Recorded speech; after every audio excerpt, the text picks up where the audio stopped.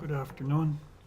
My name is Joe Bandel, and I am the last Rosicrucian. Today we're going to talk about the views of the church, the early church, toward women.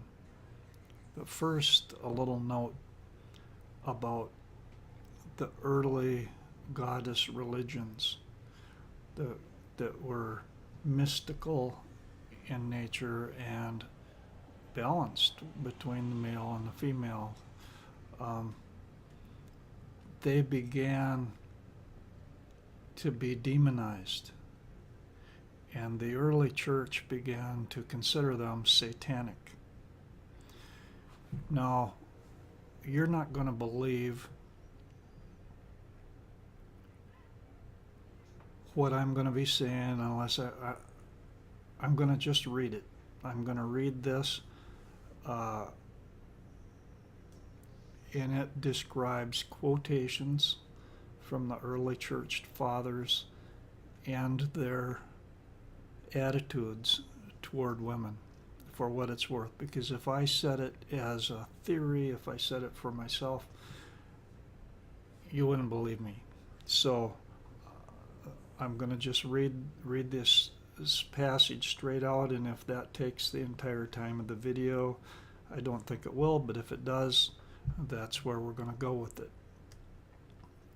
It's important information that everybody needs to know about the true attitudes of the early church toward women after the death of Jesus. Up to this time, Satan, as the Antichrist, had not been born. The evil god was dual in nature. Satan as father, Satan as Samasa, Satan as poet and philosopher, lived in the proud, all-knowing, and powerful caste of the Magi. He lived in the silent mysteries of the Chaldean temples, and his priests were the Hakamim, or physicians, the Khartoumim, or magicians, the Kasdim, and the Gazrim, the astrologers. This Satan lived in the doctrines of Mazdaism, and its children, the Magi, were the great protectors of the sacred flame that came down to them from heaven. Satan also lived in Ahura Mazda, the good god, that taught Zarathustra the secrets of the Heoma plant, and in the Egyptian god Thoth. Trismegistus, who wrote the secret knowledge down into 42 books and taught his chosen ones the important parts of the body. The terrible Hecate shared the gifts of magical visions and workings with her chosen ones, as well as the gift of the invisible death stroke. But besides Satan as Thoth and Satan as Hecate, there lived on the earth Satan as Satyr, Satan as Pan, and Satan as Phallus. He was the god of the instincts and carnal lust, and was equally revered by the highest in spirit as well as the lowest. He was the inexhaustible source of life's joy, the enthusiasm, and the ecstasy. He taught women the arts of seduction and allowed men to double their sex drive and satisfy their lusts. He reveled in colors, invented the flute, and set the muscles into rhythmic motion until a holy ecstasy enveloped the heart, and the sacred phallus inseminated the fertile womb with its abundance. Pan was Apollo then, and Aphrodite at the same time. He was the god of the home hearth as well as of the bordello. He was the author of schools of philosophy. He built museums and glorious temples. He taught medicine and mathematics, while at the same time his temple in Astartion was an immense bordello.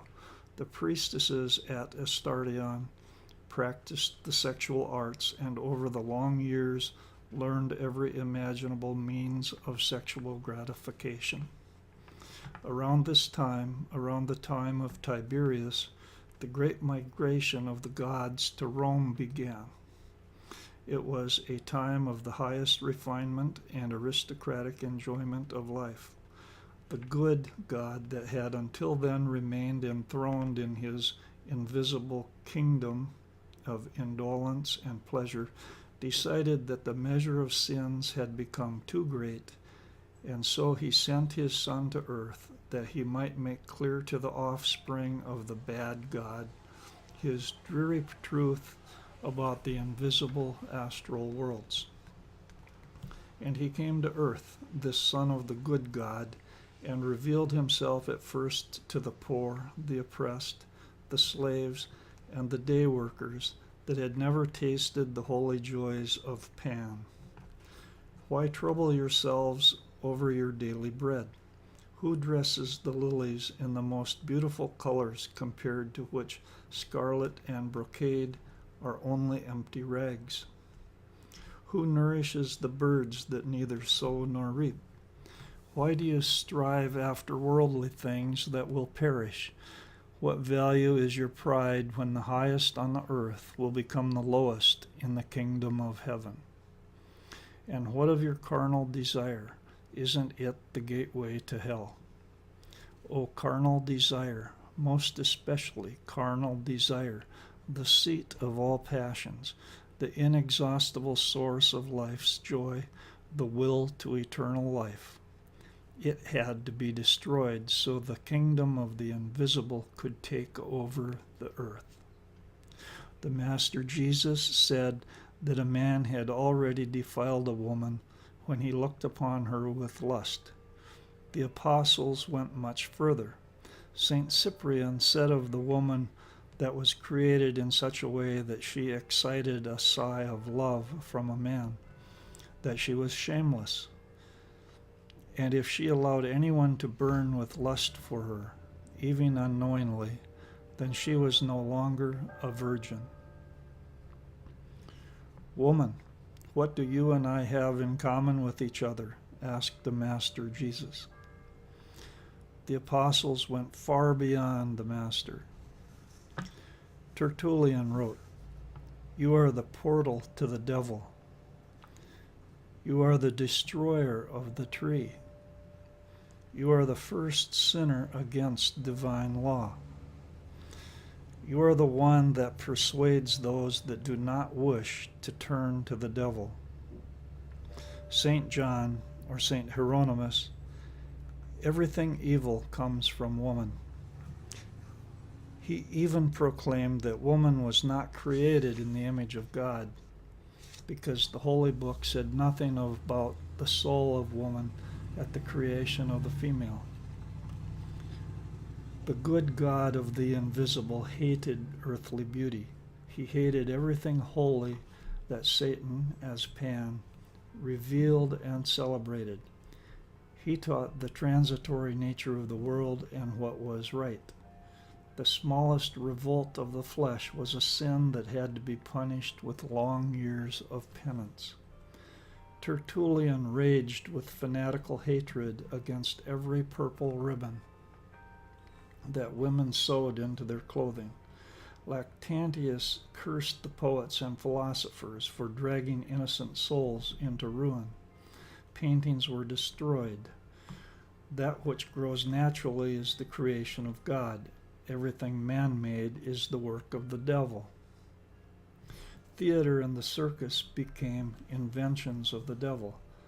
Yes, the Holy Fathers themselves warned of the colors of the flowers with which the demon, the evil enemy, clothed himself in color and splendor. Isorius, the iconoclast, competed with Gregory the Great in the destruction of artistic images. Theodosius, too, had every temple destroyed and crosses erected on top of them. They destroyed the most majestic poetic works with disastrous falsifications or annihilated them completely. The diabolist Cyprian taught that various works of the demon were hidden in poems and poetry. The priestesses of Aphrodite became whores that anyone could pelt with filth, and love, Love became the love of God.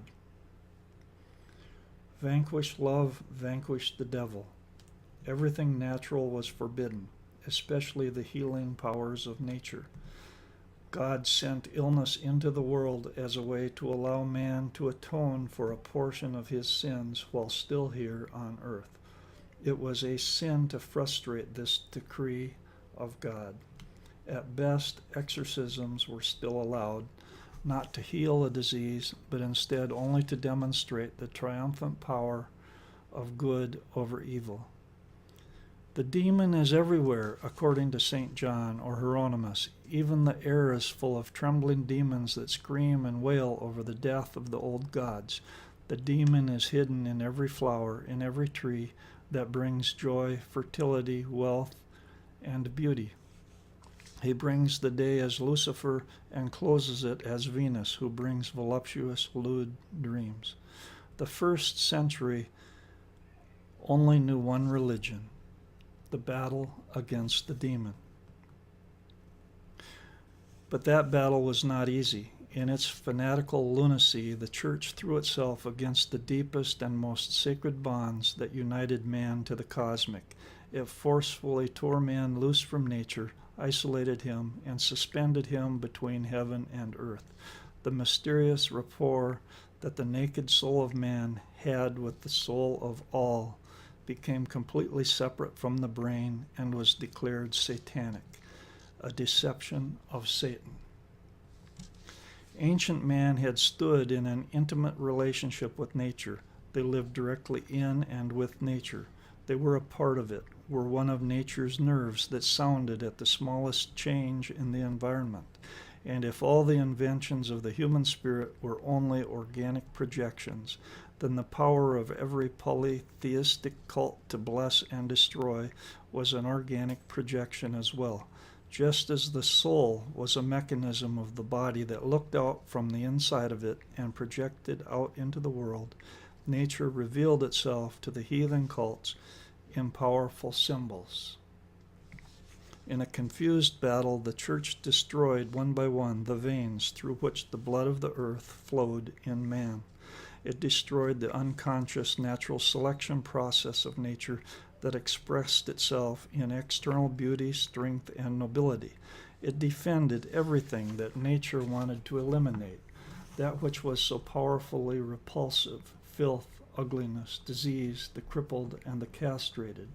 The church would have loved it if everyone was castrated, the light extinguished, and the entire earth allowed to be consumed with acid rain. Its only desire, its burning request, was the ardent wish that the recently promised day of judgment would finally come at last. That's all we have time for. I told you you would not believe it if I tried to say this. This represents the attitude of the early church in the first century. Subscribe to this channel.